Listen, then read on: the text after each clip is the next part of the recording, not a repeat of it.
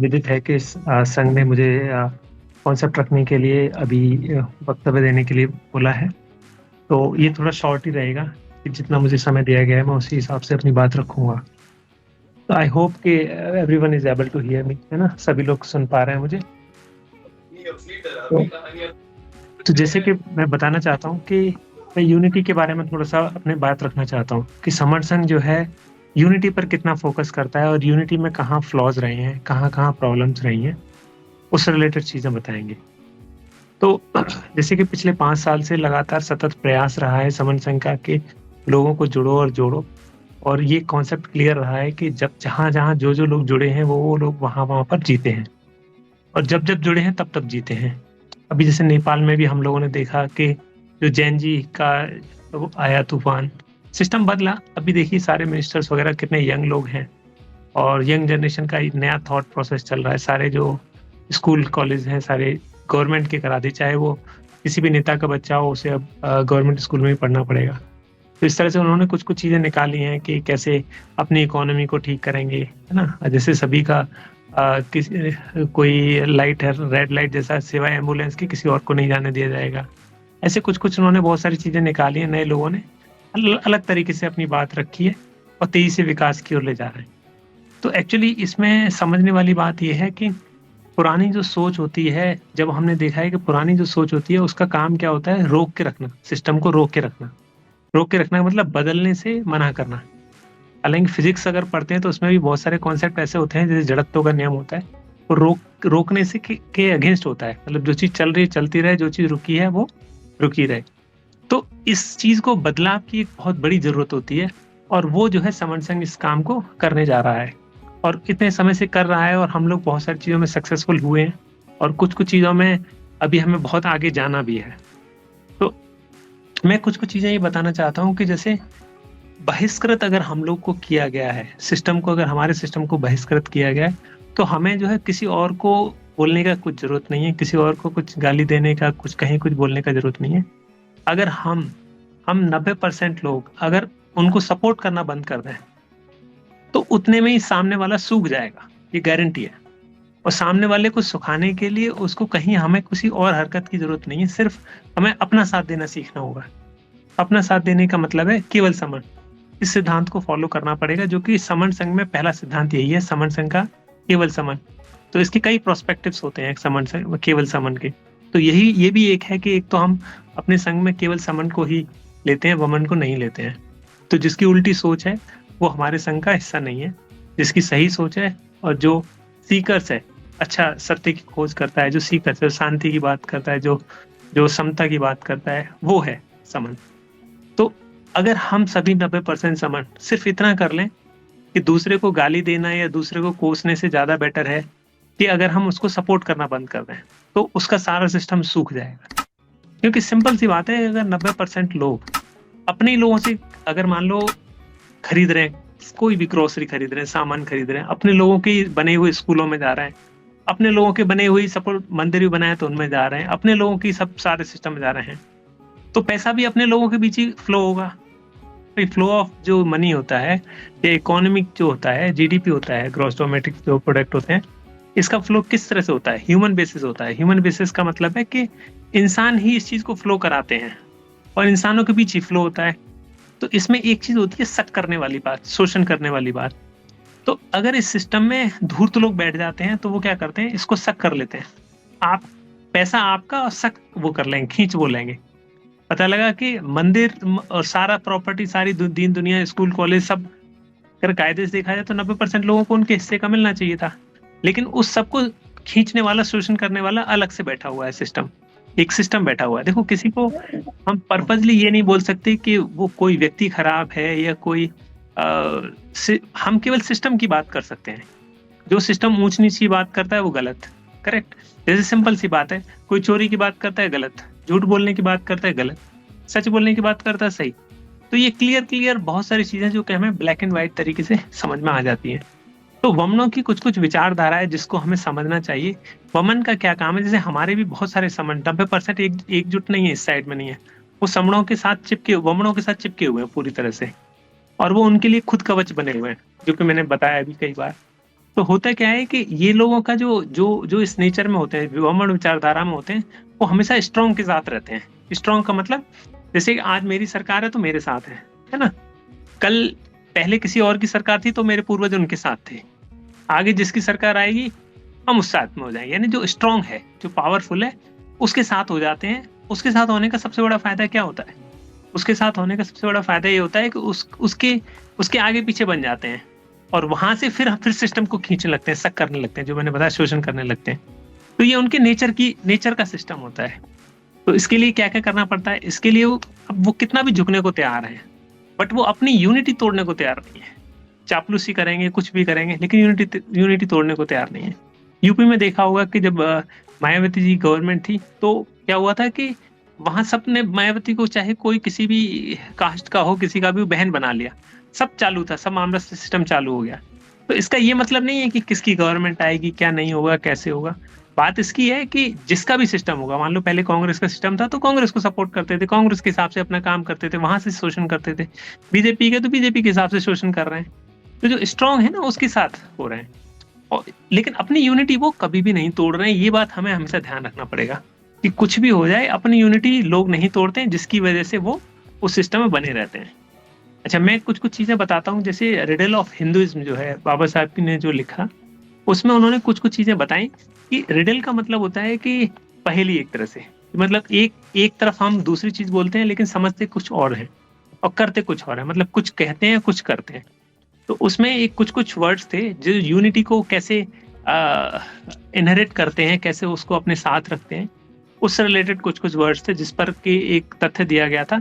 एक था तत्वम असि, है ना? तत्वम असि का मतलब होता है individual self is identical to the universal reality. मतलब यह है कि हम सबका जो तत्व है एक ही तत्व है। ये सिद्धांत है। मैं आपको कुछ कुछ सिद्धांत बता रहा हूँ जो उस बुक में भी लिखे थे, जो हिंदुइज्म के रिडल के हिसाब से लिखे थे। फिर मैं इसके कंक्लूजन पर भी आता हूँ।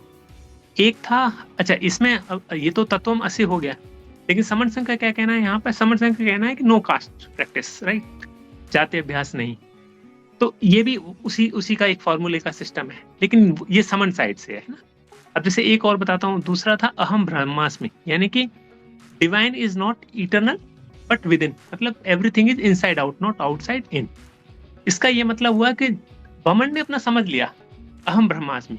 तो इस तरह से हम लोगों ने क्या समझा, हमारे संघ ने अभी क्या प्रैक्टिस करा है, वो बोलते हैं अहम ब्रह्मास्मि का मतलब वो मैं बमन हूँ, उस पॉइंट ऑफ व्यू से लेके जाते हैं। तो इधर क्या है हमारा पॉइंट ऑफ व्यू, मैं समण हूँ। तो मैं समण हूँ कैंपेन किया गया समण संघ द्वारा, बहुत ज्यादा समय से चल रहा है, ताकि लोग उस चीज को समझने की कोशिश करें।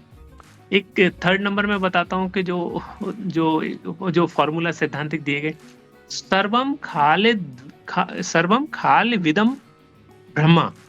इसका मतलब है एवरीथिंग वी सी। मतलब सर्व मतलब सब कुछ जो भी दिख रहा है ना, वट एवर हम कुछ भी टच कर सकते हैं या किसी से भी इंटरेक्ट कर सकते हैं, ये सभी का सभी एक ही चीज का असेंस है। मतलब ऐसा नहीं कि अलग अलग, these things all things belongs to the same essence, same divine essence. तो ये क्या है, ये जो मैंने अभी 3 बताए, ये यूनिटी के पर्पज से था। तो यही हिंदुइज्म की रिडल थी। आगे मैं 2-3 और बताता हूँ। जैसे एक है आत्मन का जो कॉन्सेप्ट है। आत्मन के कॉन्सेप्ट में तो सोल का कॉन्सेप्ट आता है, आत्मा का कॉन्सेप्ट आता है, जिसमें बताया जाता है कि सभी आत्माएं हैं और ये वो परमात्मा से कनेक्ट हो जाती हैं, है ना। इसका मतलब ये है कि ओवरऑल सारी आत्माएं एक ही हिस्से का पार्ट है। तो ये क्या है, ये है यूनिटी का प्रतीक, यूनिटी के बताई हुई सिस्टम है, जो कि हिंदुइज्म के कल्चरल उसमें अंदर है ना, इनसाइड इनहेरिट किए हुए हैं। एक है एकम सत्य। एकम सत्य का मतलब सत्य माने सच्चा, एकम मतलब एक ही सच्चा, मतलब ट्रुथ इज वन। तो क्या है वो ट्रुथ, जो कि वो क्या करता है कि हमारे पास कितने कितने भी रिलीजन बात कर लो या कोई कुछ भी बात कर ले, जैसे जैसे हम इसको इस कॉन्सेप्ट में ले सकते हैं, जैसे बहुत सारी जातियां हैं लेकिन इंसानियत एक ही चीज है ना। तो ये हो क्या रहा है कि चीजें बहुत सारी तरह की दिखाई जा रही हैं, लेकिन उसको ले जाया जा रहा है लीड टू द वननेस का मतलब उसको एक करने की कोशिश की जा रही है, उसको जुड़ने और जोड़ने की कोशिश की जा रही है। ये उस पॉइंट ऑफ व्यू से बता रहा हूं मैं, है ना। एक है अद्वैत का सिद्धांत, जो था हमने देखा था। अद्वैत का जो कॉन्सेप्ट है मतलब नॉन ड्यूअलिटी। इसमें रहते हैं no separation between creator and created. Created means जिसने हमें क्रिएट किया, और किसको क्रिएट किया, हमें क्रिएट किया, तो उसके बीच में कोई डिफरेंस नहीं है।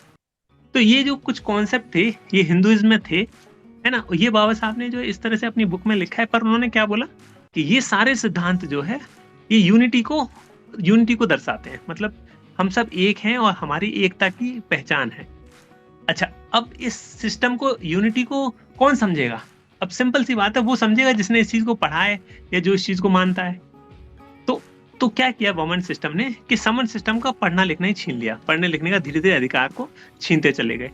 तो जब समन पढ़ा लिखा ही नहीं है, उसको एजुकेशन ही नहीं है, तो जो भी पढ़ा लिखा है वो यूनाइट हो जाएगा, जाहिर सी बात है, करेक्ट ना?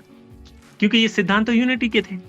तो ये जो है गवर्नमेंट सिस्टम ने यूनिटी वाला पार्ट, एजुकेशन वाला पार्ट अपने पास रख लिया और बाकी थमा दी विविधता, है ना? विविधता में यूनिटी नाम दे दिया है, वो तो अभी हम इंडिया में चलता है, लेकिन विविधता इतनी गहरी कर दी कि न तो समणों में आपस में शादी वगैरह होती है, न ये तब भी एक दूसरे के बारे में सोचते हैं, अरे ये तो वो है, ये हमसे नीचे हैं, ये हमसे ऊपर हैं। हम उस चीज में उलझ गए और हमारी एजुकेशन सिस्टम करप्ट कर दी गई। और जो कुछ भी था प्रॉपर, अब ये देखा जाए कि ये सिद्धांत जितने भी थे, ये सारे सिद्धांत, ये सिद्धांत जो है कहीं ना कहीं यूनिटी को दर्शाते थे। यही रिडल थी हिंदुइज्म की, जो कि बाबा साहब ने एक बुक है उसमें अपना लिखा हुआ है ना? तो अब क्या है कि हमारे समण संघ में भी सिस्टम एक ही तरीके से किया जा रहा है कि यूनिटी की जा रही है, जुड़ो और जोड़ो की बात की जा रही है ना? तो ये सारे सिद्धांतों को अगर हमें सही से समझना है, अपने पर्पज से समझना है, तो हमें अपना संघ और अपने तरीके बनाने पड़ेंगे और अपने तरीके को अपने तरीके से चलाना पड़ेगा। ऐसा नहीं हो सकता है कि जो है हम सोचें कि दूसरे के सिस्टम में जाएं और उसमें हमें इज्जत मिले, तो नहीं मिलेगी, सिंपल सी बात है। क्योंकि सारे सिस्टम, सारी बड़ी बड़ी सोसाइटी, सारा पैसा, सारा जो अधिकार है, ये सारा का सारा किसी और के पास है। वहां पे आपकी आवाज दबा दी जाएगी और उसका कोई मीनिंग भी नहीं है। आप बोलने जाओगे तो आप ऑप्रेस किए जाओगे क्लियरली, तो उसका कोई फायदा नहीं है। तो हमें अपना सिस्टम बनाना पड़ेगा, अपने तरीके देखने पड़ेंगे कि हमें क्या करना है, क्या नहीं करना है। अच्छा, मैं एक दो चीज और बताता हूँ कि जैसे डेवलप्ड कंट्री और डेवलपिंग कंट्री, ये जो कॉन्सेप्ट होता है ना, तो डेवलपिंग कंट्रीज जो होते हैं ना, उनमें एक खास चीज देखोगे आप कि अस्तित्व की लड़ाई होती है अंदर, लीडरशिप में या सिस्टम में। उसमें क्या होता है, डिवाइड एंड रूल का फंडा लगता है। तो डिवाइड एंड रूल का जो फंडे जो लगता है, डिवाइड एंड रूल को जो फॉलो करते हैं अपने अस्तित्व की लड़ाई के लिए, तो वो लोग हमेशा डेवलपिंग सिचुएशन में ही रहते हैं, है ना? जैसे इंडिया है, डेवलपिंग कंट्री है, तो जो इन चीजों से पार निकल जाता है वो डेवलप्ड कंट्री के उसमें आ पाता है। तो अगर हम डिवाइड एंड रूल, इसकी बजाय जुड़ो और जोड़ो की बात अपनाएंगे, नीति अपनाएंगे, तो फिर हमारी कोशिश जो है लक्ष्य को भेज सकती है। अदरवाइज ये हमारी लाइफ टाइम कोशिश ही बनी रहेगी। ये जो वक्तव्य है जुड़ो और जोड़ो, है ना, ये वैसे ही बना रहेगा और ये कोशिश में रहेगा, कोशिश के स्टेप्स में रहेगा, न कि लक्ष्य को भेदने वाले स्टेप्स में रहेगा। तो ये समझने वाली बात थी। तो एक चीज छोटी सी और मैं बताता हूँ कि जैसे समन राज जो है, ज्योतिबा फूले, है ना, उन्होंने इसी बात पे जोर दिया कि जब एजुकेशन खत्म कर दी जाएगी तो बंदा यूनिटी की बात नहीं सोच पाएगा। तो उन्होंने अपने पॉइंट ऑफ व्यू से कहा है, लेकिन जैसे मैं इंग्लिश में पढ़ता हूँ तो इंग्लिश के हिसाब से बताता हूँ। जैसे विद्या विहीन कैन नेवर बी यूनाइटेड, जो कि विद्या जिसके पास नहीं है वो यूनाइट होने की नहीं सोच सकता। क्यों नहीं सोच सकता? क्योंकि एजुकेशन की जो कमी होती है उससे उसको विजडम नहीं आती है ना, उतनी सोच नहीं आती है। और जब सोच नहीं आती है तो वो कम्युनिटी या वो समाज प्रोग्रेस नहीं कर पाता है। और जब वो कोई समाज प्रोग्रेस नहीं कर पाता है तो जाहिर सी बात है उसके पास पैसा कम होने लगता है, और पैसा जब कम होने लगता है तो गरीब का शोषण कोई भी कर सकता है। तो this is the reason of operation. तो ये जो है ज्योतिबा फूले हैं, उन्होंने बताया, ये बात बोली। तो ये सब चीज है, और ये उनको वमनों को इसलिए करना पड़ा क्योंकि उनका संख्या बल कम था। लेकिन हमारा संख्या बल ज्यादा है, तो हमें किसी के लिए ऐसा करने की जरूरत नहीं है। हम अगर अपना ही, सिर्फ अपने लिए ही सोचें, अपने ही हिसाब से सोचें, किसी और के सिस्टम में घुसने की कोशिश ना करें, अपना खुद के सिस्टम की इज्जत करें, अपने लोगों की इज्जत करें, अपने खुद के स्कूल में जाएं, अपने जो कुछ भी कर रहे हैं देख कर जाएं कि हाँ भाई ये समणों का है, समण के लिए कर रहे हैं, तो ठीक है। मैं तो कहता हूँ बहुत सारे लोग जो कि प्रॉस्पर हैं, जो जिनके पास पैसा है, सब कुछ कर चुके हैं, वो ये काम फ्री में कराएं, बच्चों को फ्री में पढ़ाएं, कोई दिक्कत नहीं है। जो हमें भी तो कहीं ना किसी ने बताया, हमारे को ज्ञान मिला है, पैसा मिला है, जानकारी मिली है, तो ये कैसे हम अपने डेप्थ ऑफ ग्रेटिट्यूड को बैक करेंगे, बैक टू द सोसाइटी। तो ये सब चीजें बहुत जरूरी हैं, इनको करना पड़ेगा। अदरवाइज सिर्फ बातें बनाने से तो मुझे नहीं लगता कि उतनी जल्दी कुछ रिजल्ट आएगा, या तो कोशिश में ही रह जाएगी। तो मैं इतनी बात बताना चाह रहा था कि unity is how much it is important कैसे वो हम लोगों ने अपनी यूनिटी के सिद्धांत को और हमारे लिए और एक्चुअल सिद्धांत में कितना डिफरेंस डाल के रिडल तैयार कर दी। तो ये थोड़ा-थोड़ा चीज़ें समझने वाली बात है और हमें समझनी चाहिए। इसी के साथ मैं अपने वक्तव्य को समाप्त करता हूँ। And thank you for hearing me. I am from Bangalore, मनोरंजन। तो थैंक यू एवरीवन। सभी लोग जुड़ें और जीतें और कोशिश करें अपने समाज को एजुकेट करने की और चीज़ों को खूब समझने की, पढ़ने की। ये बहुत बहुत बहुत ज़रूरी समय चल रहा है ये समय। इसमें एआई आ रहा है और बहुत सारी चीज़ें आ रही हैं। अपने बच्चों को अच्छी-अच्छी जानकारी दें, अपने बच्चों को बहुत रिस्पेक्ट दें और अपने बच्चों को किसी और को ना पूजें। पूजना है तो अपने बच्चों को पूजें, क्योंकि वही भविष्य है, उनके हाथों में आप दे रहे हो, तो उनके हाथों में राजगद्दी दो। जैसे प्रिंस को कैसे वैल्यू देते हैं, वैसे अपने बच्चों की वैल्यू दो। अपने बच्चों को नौकरों वाली वैल्यू मत दो, झुकने-झुकाने वाली वैल्यू मत दो, उनको राजाओं वाली वैल्यू दो। अगर वैसी दोगे, तब ना वो कुछ सोच पाएगा, तब उनके उसके अंदर कॉन्फिडेंस आएगा ना कुछ करने का। तो यही मेरा कहना है। अगर मेरे कहने में कुछ कमी हो या फिर अच्छा ना लगा हो सकता है, बट इसके लिए संग मुझे माफ़ करे, संग मुझे माफ़ करे, संग मुझे माफ़। Thank you.